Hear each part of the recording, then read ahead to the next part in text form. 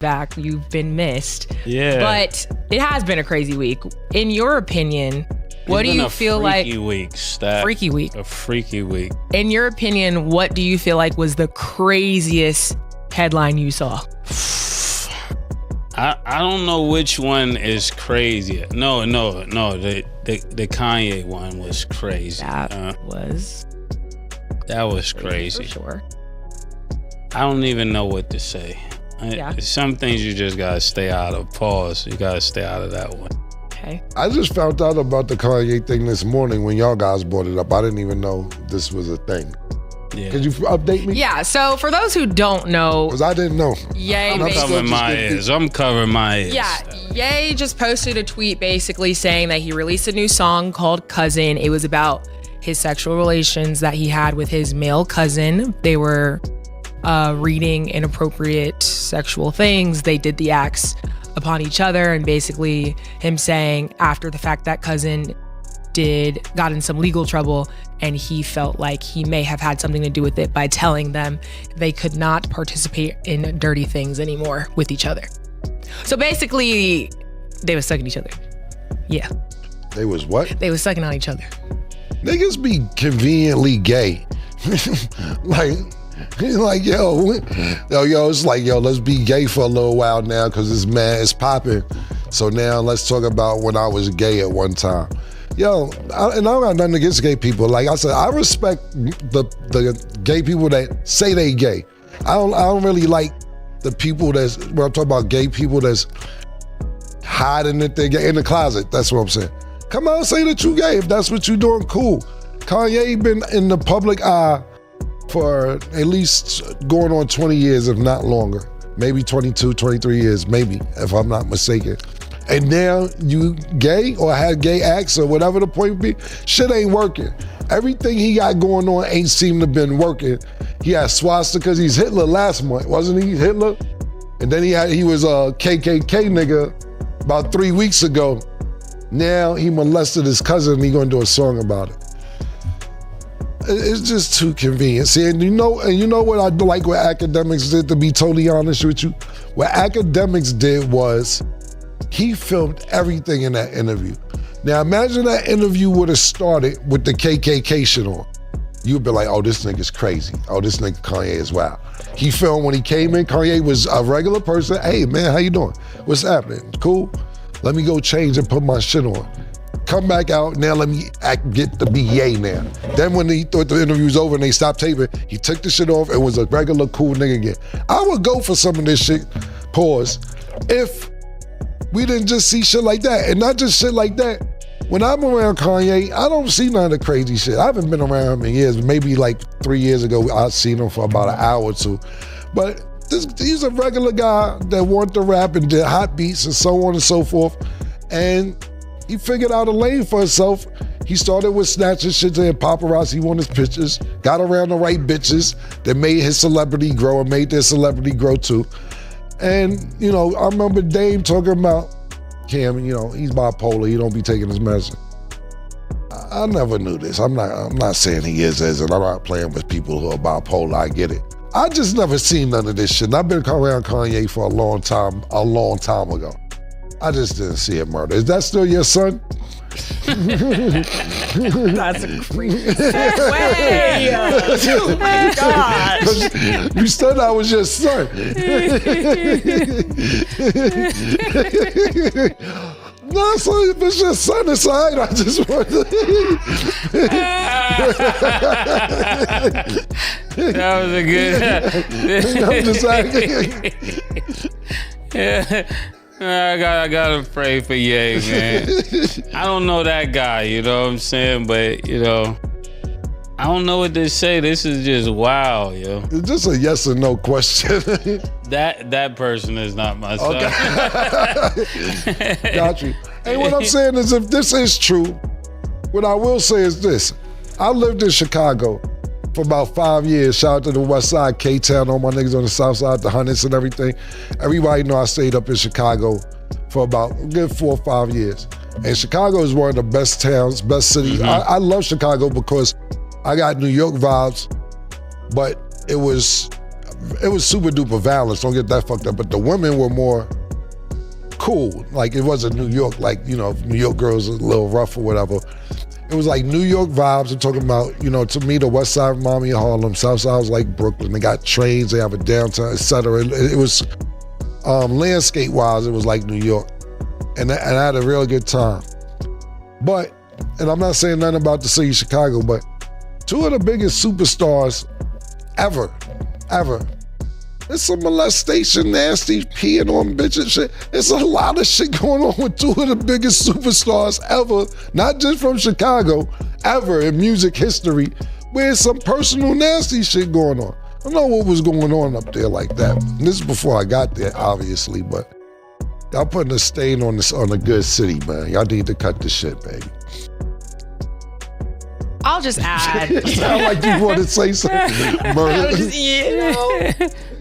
Nah, it just seemed like Ye going through a lot, Yes. I think he's really just trying to.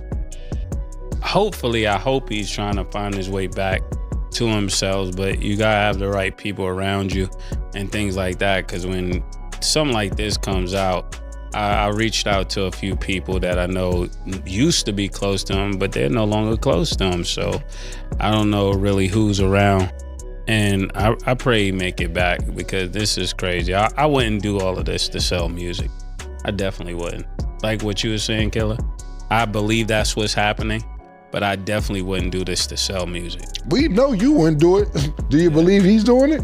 I definitely, but I think he's definitely using it to sell the music, and that's the sad part about it. Yeah, and not only that, and listen, I want him to get better too, but I'm gonna stop feeling sorry for niggas with money. Cause there's niggas with no money who getting evicted tomorrow. They don't got the rent money. Somebody died in their family, they can't pay for the funeral. Niggas gotta live in a projects where they don't like niggas on the other side of projects. Niggas shooting on this side of projects. Niggas up the block don't like niggas down the block. You gotta stay in that environment. Yeah, you can get on the flight and go anywhere. I'm not gonna keep feeling sorry for niggas who could change their circumstances. It's niggas who stuck in certain circumstances who can't change their circumstances, but we steady giving pity to niggas who could change their environment. I'm not doing it. I hope my man get his rent money that he need, because I gave it to him last month. Hopefully he'll get it again this month. It's situations like that. You know what I'm saying? Yeah. And I hope that it's another nigga I know. Last year, I helped his son pay for his tuition. It's another year. They have to pay for a tuition coming up this year. You get what I'm saying? I'm gonna help out, but that's his kid. You know what I'm saying? And he ain't my man like that. I do good because his son is good. I like his son a lot. But the point being is, it's niggas in them type of situations. Yeah. We got to stop this. Feeling sorry for niggas who know better. Yeah, I like that. I could go with that. Yeah, man. Because if it was a situation, like I said, when I see the academic shit and I see them getting the character, I'm like, I don't know, man.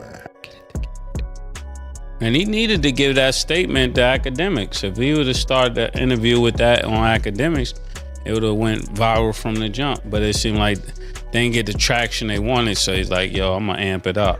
Yeah, to be honest with you, the best person to ask about this is, because we haven't been around in a while, and if bipolar, not bipolar, acting right, not acting right, it's that she was with the nigga about maybe less than a year ago. She's in the room hanging out with that nigga. How'd it go, Stat, when you was in the room? How'd it go, Stat? Should we go to the clip? You was playing beats and all that? Yeah. Maybe we should go to the clip with Stat in there when he's doing the rant. How was that rant when you was in there, Stat? I plead the fifth. That you was in there for the rant? Yeah.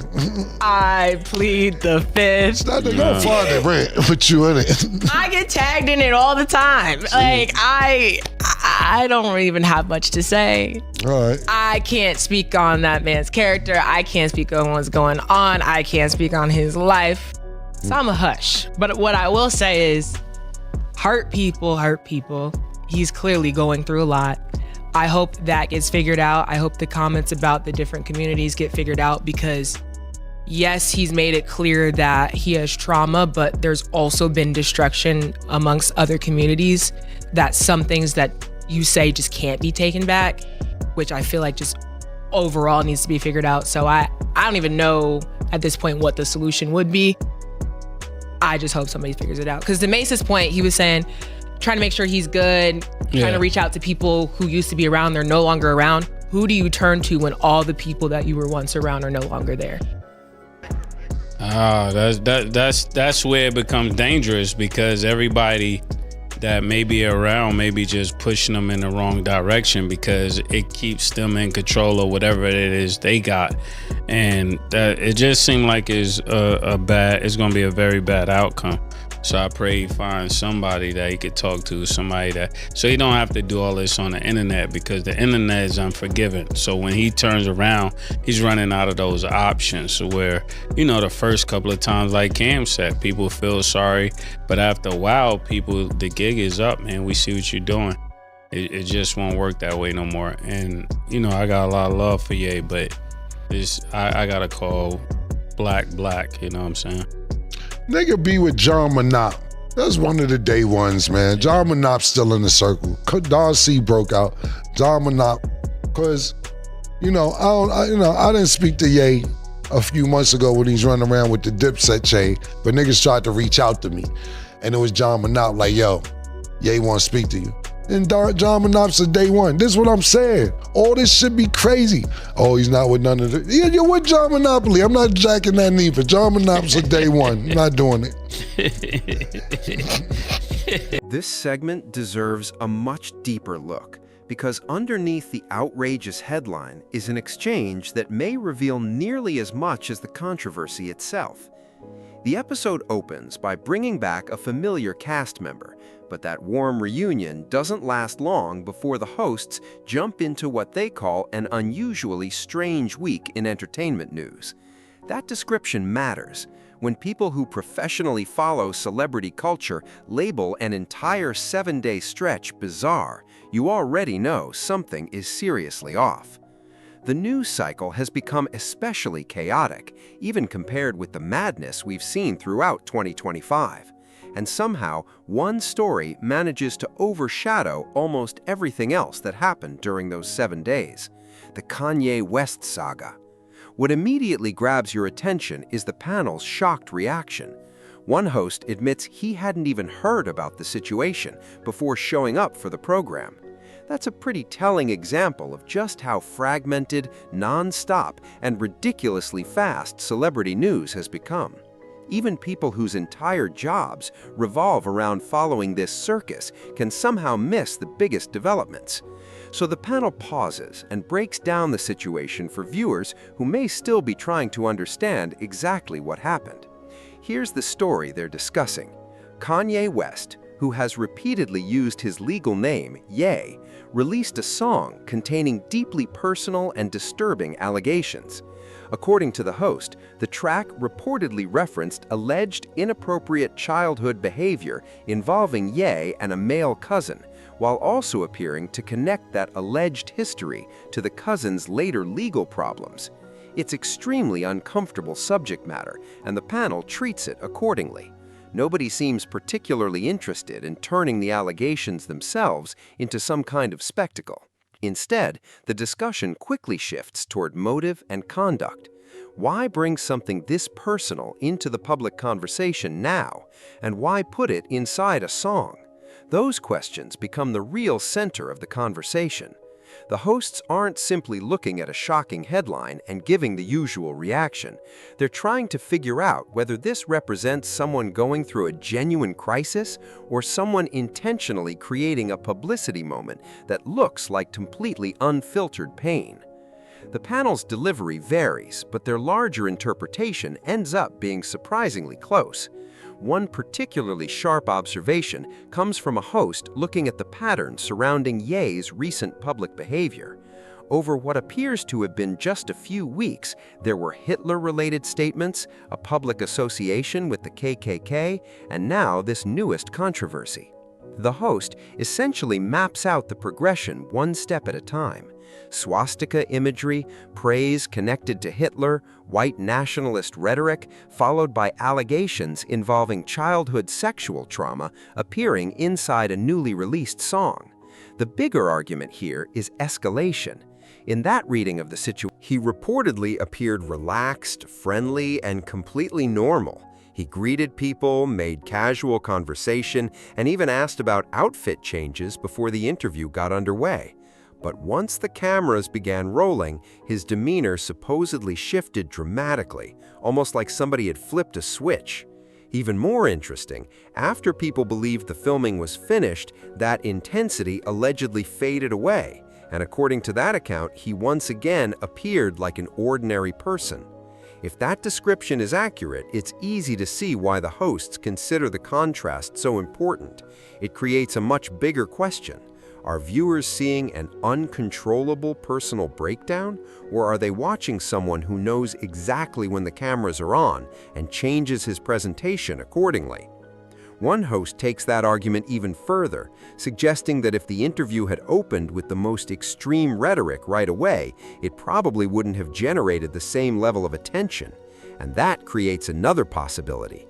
Maybe the calm introduction, followed by increasingly explosive material, was structured to maximize shock instead of being a completely spontaneous collapse. From there, the discussion gets significantly more personal because one of the hosts begins talking about his own history with Kanye.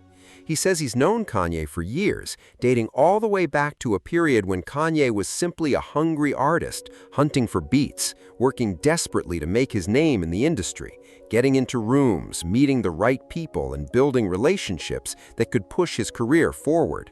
That history matters enormously. This isn't commentary from outsiders who've never crossed paths with Kanye personally. It's coming from someone who watched him through multiple stages of his career and can directly compare the person he remembers with the public figure audiences are seeing today. And the final picture this host paints of the Kanye he once knew may actually be the most revealing part of the entire conversation. Hold tight, because this next part of the panel gets seriously uncomfortable.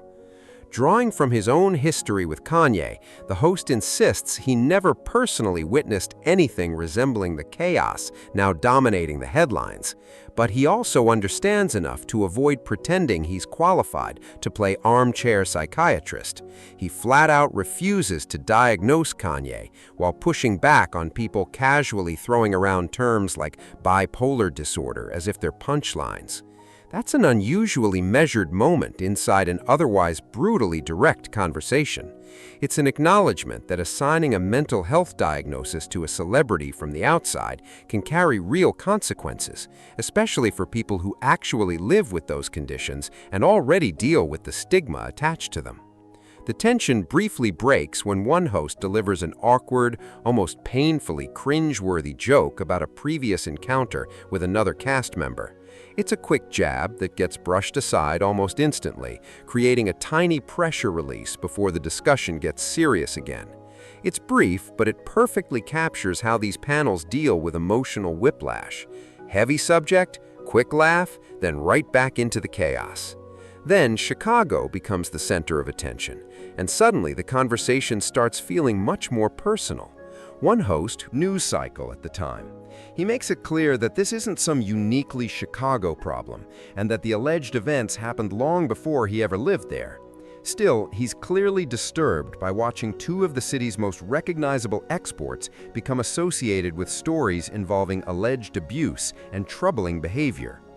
From there, the conversation takes an almost philosophical turn, and suddenly this feels like much more than another celebrity gossip recap. One host explains exactly where his sympathy now ends. He says bluntly that he's finished spending emotional energy on wealthy, powerful people who have virtually every resource available to change their circumstances, but still refuse to do it. Meanwhile, people with almost nothing are facing eviction, struggling to afford funerals for their own family members, and stuck in neighborhoods they're desperately trying to escape, yet they receive nowhere near the same level of attention or compassion. He's not saying wealthy people's suffering isn't real. He's explaining where he chooses to invest his emotional resources, and more importantly, where he chooses to put his actual money. And he doesn't leave that point as some vague philosophy either. He brings receipts, explaining that he covered someone's rent the month before and expects to do it again, while also helping pay a friend's son's college tuition with another payment already on the way. This isn't empty moralizing. It's a host sitting there on camera and spelling out exactly where his money and attention are actually going. He uses the Kanye situation as a doorway into a much bigger conversation about proportion, priorities, and how society decides who deserves sympathy. Another host pushes back slightly, or at least adds another dimension, saying he genuinely hopes Kanye can find his footing again, not because he's excusing any allegations, but because he sincerely worries about someone who appears to be becoming increasingly isolated. He says he reached out to people who were once close with Kanye, only to discover that many of those relationships apparently aren't active anymore, leading to one of the most uncomfortable questions raised throughout the entire discussion. Who is actually around him now? And are those people helping Kanye, or are they benefiting from his situation? The host openly describes that as dangerous territory. There's a possibility that whoever remains inside Kanye's shrinking inner circle may not truly have his best interests at heart and could actually benefit from keeping him unstable because that instability keeps him relevant, influential, or connected to the spotlight. Then the conversation reaches another crucial distinction: accountability versus exhausted patience. One host argues that audiences may have finally reached the end of their rope. Earlier controversies were given the benefit of the doubt, interpreted as possible signs of a genuine crisis, and met with a significant amount of patience and understanding. But when the incidents keep piling up, that goodwill can disappear fast. Eventually, under that line of thinking, the explanation stops being enough, and treating every public explosion as nothing more than a crisis, instead of considering whether some of it could be calculated, starts looking increasingly unrealistic. The panel makes an important distinction here. Nobody is saying that a legitimate mental health struggle can't be part of the picture. Several hosts intentionally avoid trying to diagnose him. At the same time, they argue that even a genuine struggle doesn't automatically answer questions about intent, timing, or whether someone's suffering is also being turned into a mechanism for generating attention. When the conversation shifts toward a particular cast member who had more recent direct proximity to the situation, reportedly someone who was present during an earlier controversial rant, he noticeably refuses to say much. He jokes that he'd rather plead the fifth, acknowledging that clips connected to that incident are constantly being tagged to him, but choosing not to pass judgment on someone's personal life or character when he doesn't believe he's qualified or even interested in doing that. Instead, he offers a more empathetic way of looking at it. Hurt people can hurt other people, recognizing that unresolved trauma can sometimes spill outward through destructive behavior. He's careful to hold two ideas at the same time: genuine compassion for whatever pain may exist behind the behavior, while also acknowledging plainly that certain comments aimed at other communities cannot simply be written off as symptoms. Real people and real communities have reportedly been affected. And from this host's perspective, any honest conversation has to acknowledge that damage instead of focusing entirely on whatever may be happening internally.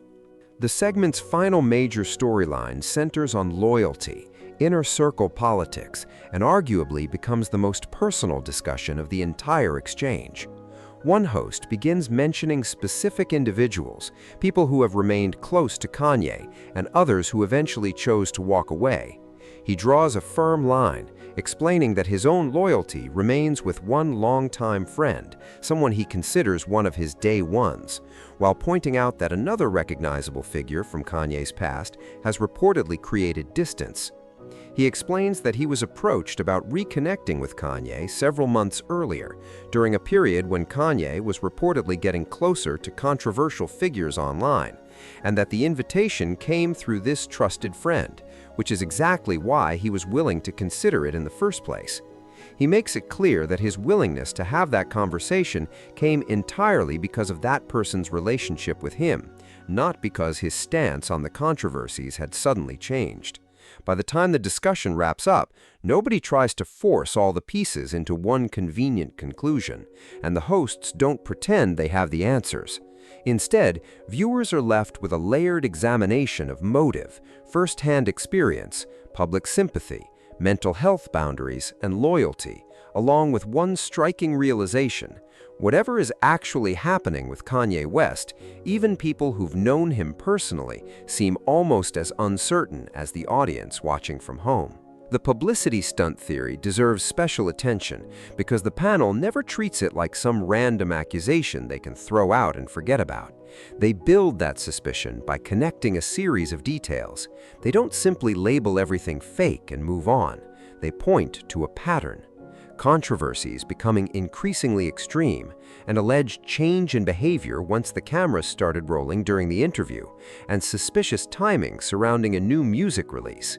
Put those pieces together, and the theory becomes less about completely dismissing someone's suffering, and more about questioning whether that suffering, assuming it's genuine, is being strategically presented alongside opportunities for promotion.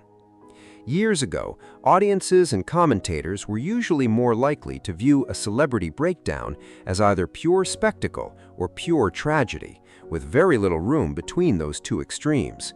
What this panel offers instead is a more skeptical, pattern-based way of looking at celebrity crises, recognizing that attention itself has become a form of currency, and that manufactured controversy can become an ethically questionable way to stay relevant when other tools, including music succeeding on its own, aren't creating the same impact they once did. And that skepticism doesn't exist in isolation. It's shaped by a pattern that has become painfully familiar across the entertainment industry. Famous people whose cultural spotlight starts fading sometimes reach for shock value to bring that attention roaring back. The hosts never directly compare Kanye to other artists who've taken similar paths, but anyone who's spent enough time watching the industry will immediately recognize the underlying formula. Once normal attention starts disappearing, controversy becomes attractive, because controversy almost always generates engagement.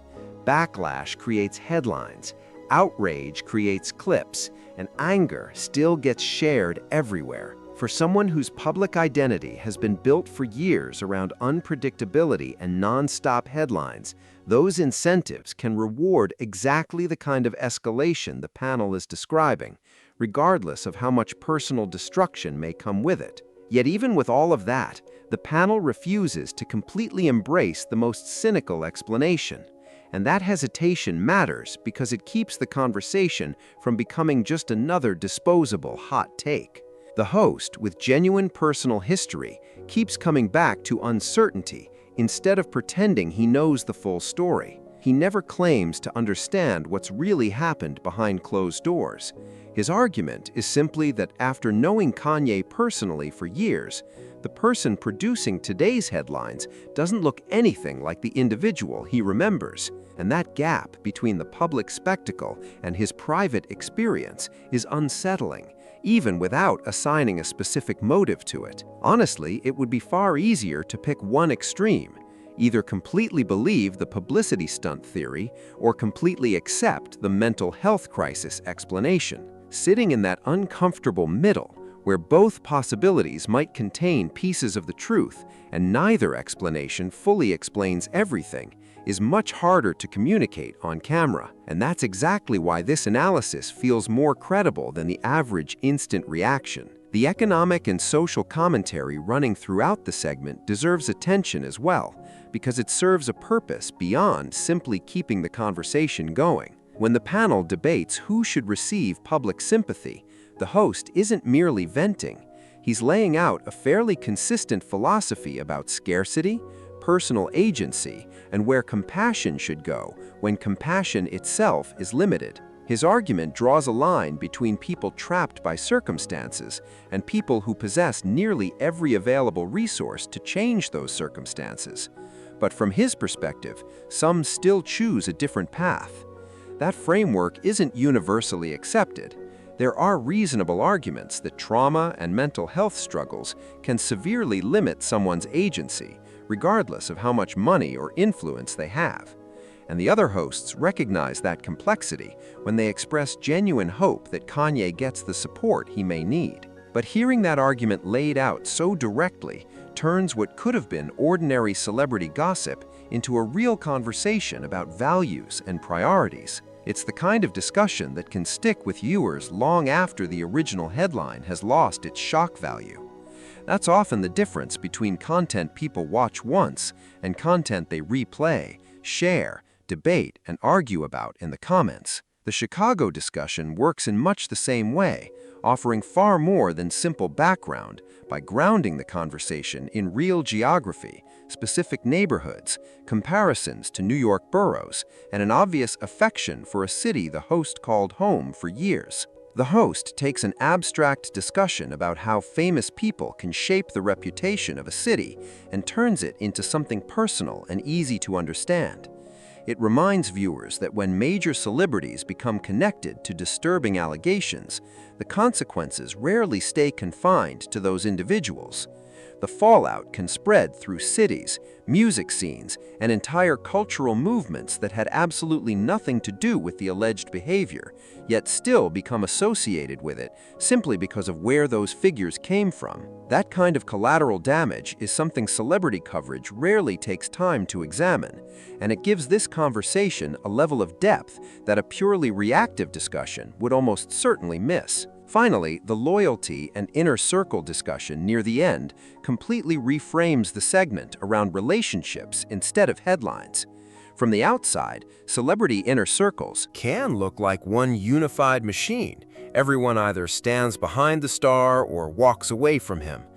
But this conversation reveals something far more complicated: individual names, personal histories, specific reasons for trusting one person while creating distance from another, and the admission that even considering renewed contact with someone surrounded by serious controversy can depend entirely on trusting a third person rather than agreeing with the controversy itself. That distinction matters because it gives viewers a glimpse into how celebrity relationships can actually operate when the cameras aren't rolling. They're not always simple endorsements or permanent cancellations, but complicated networks of individual relationships that can survive even when the central figure is generating headlines for deeply troubling reasons. When you put every piece of this discussion together, the segment ultimately refuses to hand viewers some neat, definitive verdict. Nobody on that panel claims they know for certain what's really happening with Kanye West, which parts are genuine, which parts could be calculated, or what comes next. Instead, they offer something arguably more valuable: a model for navigating uncertainty in public, showing skepticism without slipping completely into cynicism, compassion without making excuses, personal experience without pretending it answers every question, and a willingness to acknowledge that some statements made during these controversies have reportedly caused real harm that can't simply be wrapped inside an easy redemption story. That tension, more than any single opinion, is what gives this conversation its weight. It's exactly the kind of layered, competing perspective analysis that separates a thoughtful panel discussion from another disposable reaction clip.